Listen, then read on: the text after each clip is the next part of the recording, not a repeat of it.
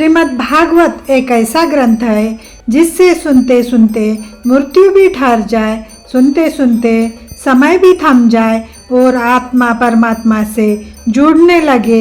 यही है ज्ञान की गंगा श्रीमद् भागवत महापुराण, सनातन संस्कृति का वो रत्न जो केवल ग्रंथ नहीं, जीवित एक अनुभव है। श्री गणेशाय नमः। श्रीमद् भागवत महापुराण षष्ठम स्कंद अध्याय 12वां। उत्तरासुर ने इंद्र से कहा, इंद्रासन प्राप्त करके राज्य लेने से बढ़कर मुझे मारे जाने में अत्यंत आनंद प्रतीत होता है। जो मनुष्य स्वयं को ज्ञानी अथवा शक्तिशाली समझते हैं उन्हें अज्ञानी समझना चाहिए। संपूर्ण कर्मों के स्वामी तो श्री नारायण जी है। इस प्रकार की बातें कहकर उत्तरासुर ने श्रीहरि के चरण कमलों में अपना ध्यान लगाकर युद्ध आरंभ किया। श्री सुखदेव जी बोले, हे परीक्षित, इस प्रकार के वचन कहकर उत्तरासुर ने इंद्र के ऊपर अपने त्रिशूल का प्रहार किया। उस समय इंद्र ने उसके प्रहार को बचाकर दधीचि ऋषि की हड्डी से निर्मित वज्र को उत्तरासुर की दाहिनी भुजा पर मारा। वज्र के प्रहार के कारण उत्तरासुर की दाहिनी भुजा कटकर गिर पड़ी। तत्पश्चात उसने अपने परिध नामक शस्त्र के प्रहार द्वारा इंद्र के हाथ के वज्र को पृथ्वी पर गिरा दिया। उस समय इंद्र इतना भयभीत हो गया कि वह पृथ्वी पर पड़े हुए अपने वज्र को उठाने में भी असमर्थ रहा। तब उत्तरासुर ने इंद्र को ललकारते हुए इस प्रकार कहना आरंभ किया, हे इंद्र, तू इतना भयभीत मत हो। तू मुझसे शूरवीरों की भांति युद्ध कर। यदि मैंने तुझे मार डाला तो मैं इंद्रपुरी के राज्य का स्वामी बनूंगा, और यदि कहीं मैं तेरे हाथ से मारा गया तो वैकुंठ में पहुंचकर वहां का सुख भोगूंगा। इस प्रकार मैं दोनों बातों में प्रसन्न हूँ। मुझे मृत्यु का भय नहीं है। मारना अथवा मरना मेरे और तुम्हारे वश की बात नहीं है।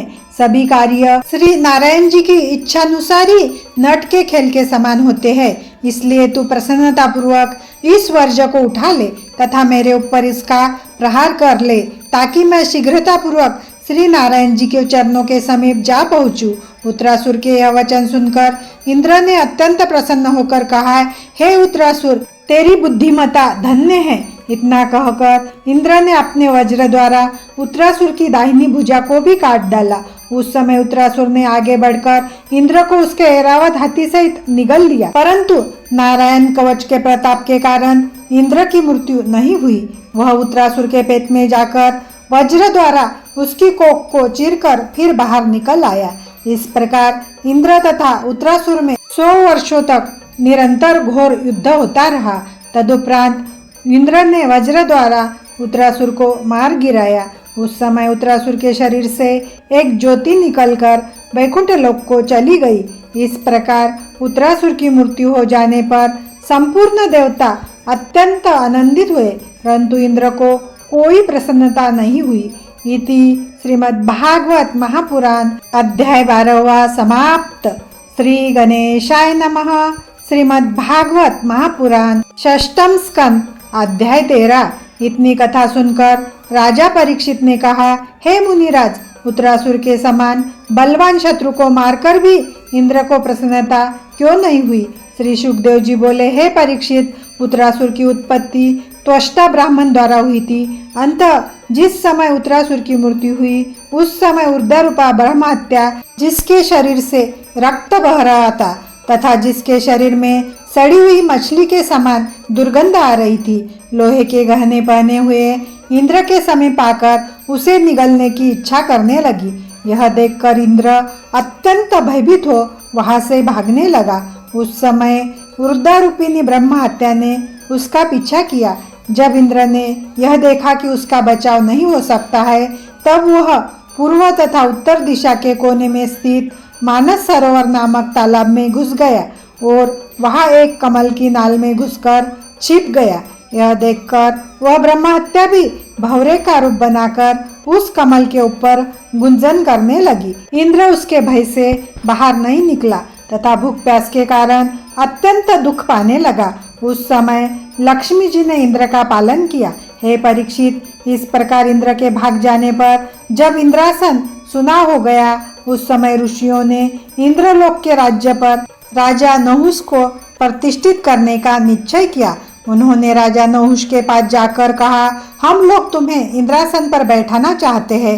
राजा ने उत्तर दिया, हे ऋषियों, मुझे में देवलोक का राज्य करने की सामर्थ्य नहीं है, अंत आप मुझे क्षमा करें।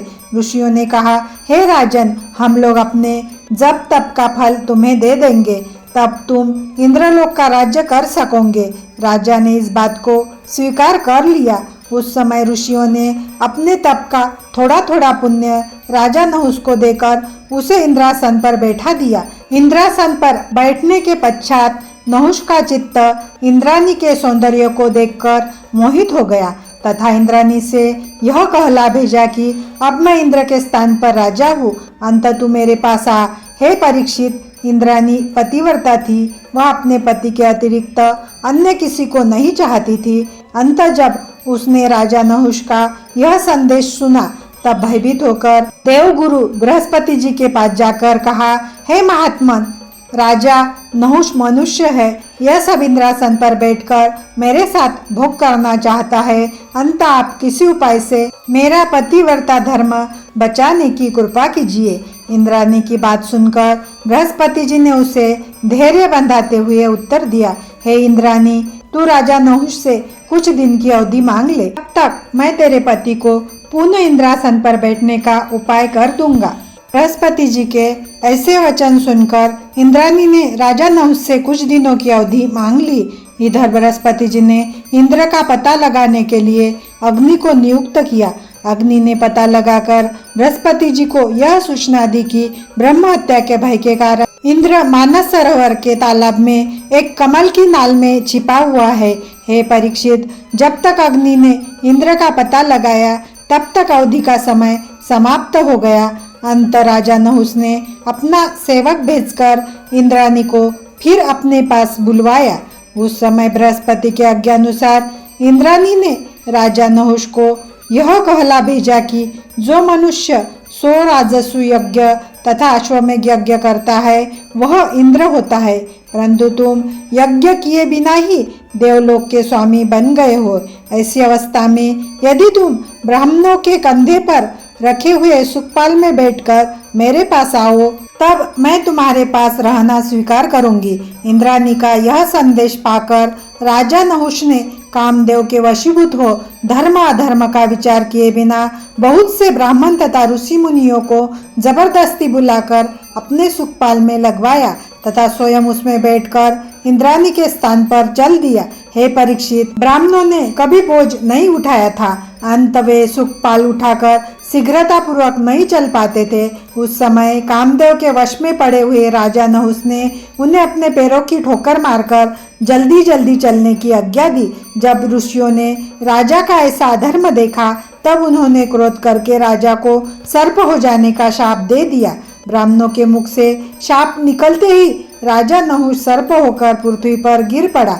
इस प्रकार श्री नारायण जी की कृपा से पतिव्रता इंद्राणी के धर्म की रक्षा हो गई। इस घटना के बाद बृहस्पति ने मानस सरोवर तालाब के तट पर जाकर इंद्र को पुकारते हुए कहा, हे इंद्र, तुम कमल नाल से बाहर निकल आओ। उस समय इंद्र ने वहीं से बृहस्पति को दंडवत प्रणाम करते हुए यह उत्तर दिया, हे प्रभु, ब्रह्म हत्या के भय से मैं बाहर आने में असमर्थ हूँ। बृहस्पति बोले, हे इंद्र, तुम डरो मत। अश्वमेध यज्ञ करने से अनेक पाप नष्ट हो जाते हैं। अंत में अश्वमेध यज्ञ कराकर तुम्हारा पाप छुड़ा दूंगा। यह सुनकर इंद्र बाहर निकल आया। तदुपरांत उसने बृहस्पति के आज्ञानुसार अश्वमेध यज्ञ किया। इस प्रकार ब्रह्म हत्या के शाप से छुटकर वह पुनः दिव्य रूप हो गया तथा इंद्रलोक का राज्य करने लगा। इति श्रीमद्भागवत महापुराण सुखसागर कथा षष्ठम स्कंद अध्याय 13वां समाप्त।